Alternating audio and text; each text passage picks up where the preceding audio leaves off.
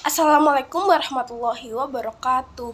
Perkenalkan, nama saya Zafira Hayuba Kais, absen 35, kelas 9. Kali ini saya akan menceritakan cerpen yang berjudul Halusinasi.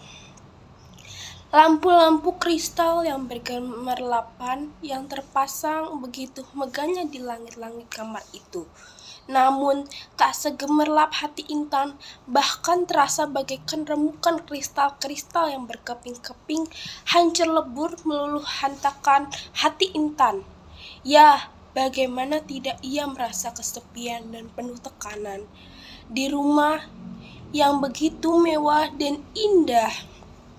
Saat itu jarum jam menunjukkan pukul 10.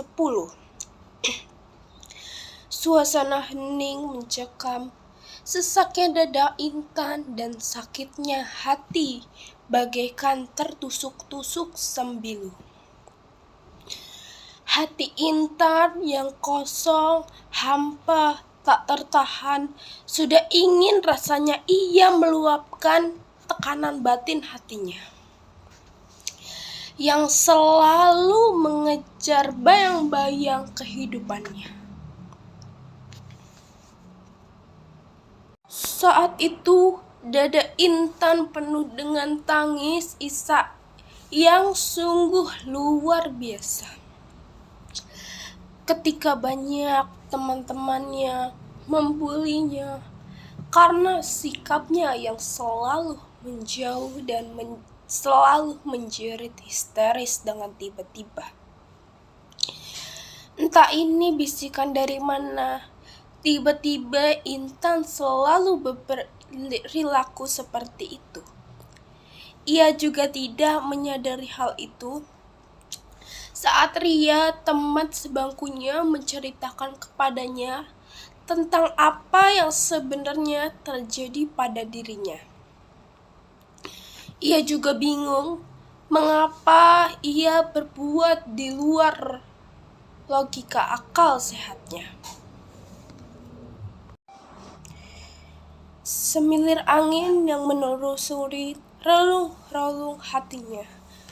Di saat bel lonceng berbunyi yang keempat kalinya, pertanda istirahat. Teman-teman Intan sedang asik hilir mudik menuju ke kantin sekolah. Sungguh di luar dugaan, ketika Intan dan Ria ingin menuju ke kantin, tiba-tiba Intan terpeleset.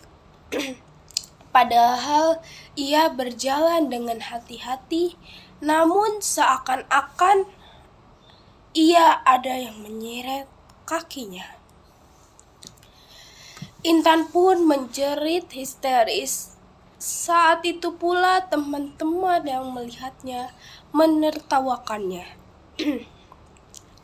Banyak teman-teman yang menjauh darinya karena mereka takut akan ketularan apa yang dialami oleh Intan.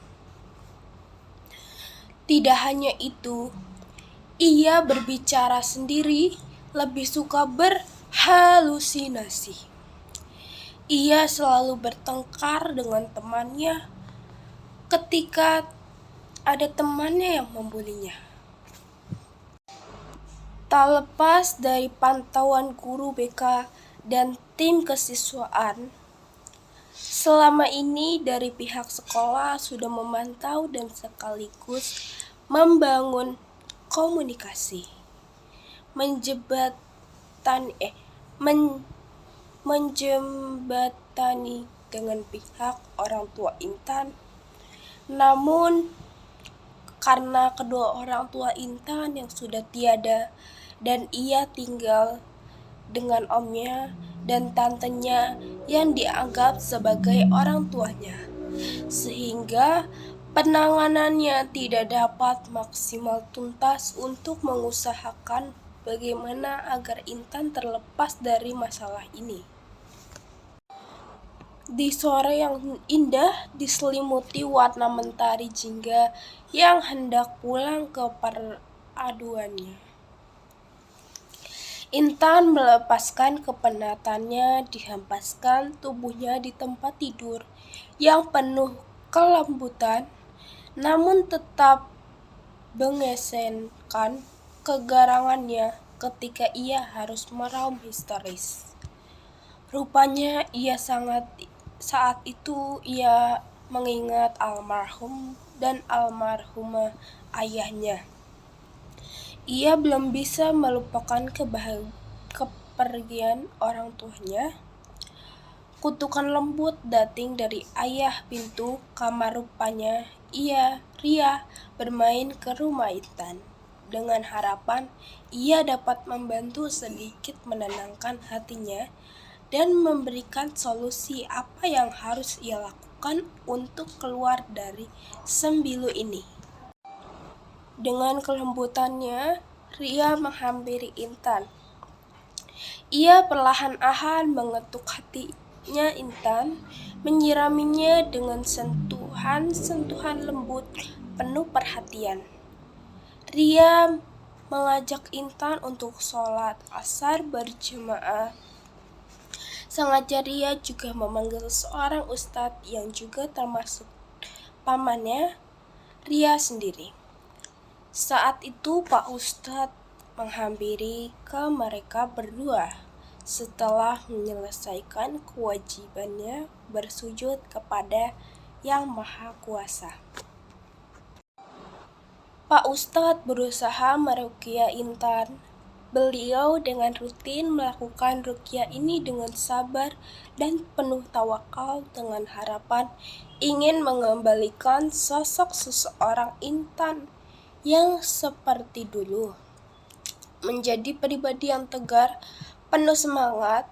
Ia terus melakukan ibadah, sholat, mengaji, dan semua kegiatan positif ia jalani dengan normal.